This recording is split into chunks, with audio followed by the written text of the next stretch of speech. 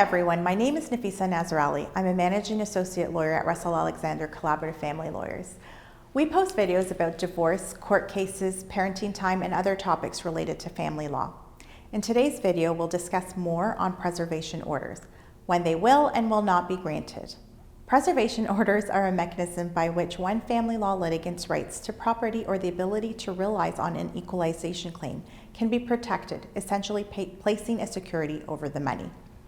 In one of our recent videos, we covered the case of Conforti and Conforti, where the court refused to grant a wife's motion for a preservation order over $1.27 million, representing the balance of the matrimonial home sale proceeds currently being held in trust. In refusing to grant the preservation order, the court noted that the only financial issue remaining between the former spouses was equalization, except for the wife's suspicions that the husband had secret side deals with the buyer and stood to pocket some extra cash. But absent any concrete evidence of that, or evidence that the husband would act in a financially irresponsible manner, there was no credible fear that the wife would not receive the equalization payment she was entitled to.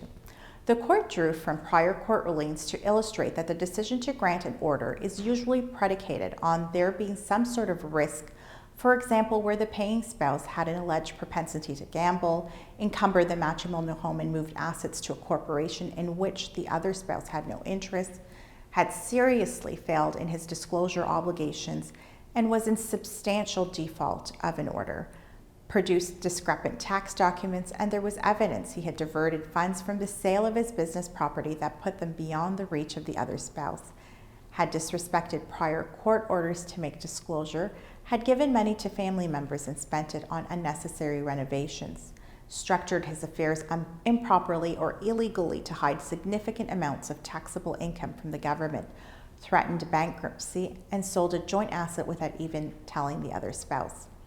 As compared to this list, the court found that none of these elements were in play.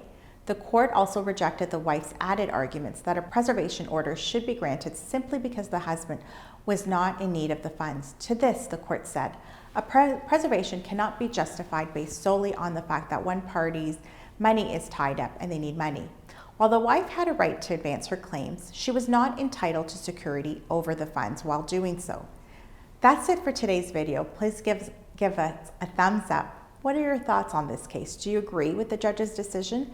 We'd love to hear your thoughts and comments below. Don't forget to subscribe and hit the bell icon so you don't miss our upcoming videos. Thanks for watching.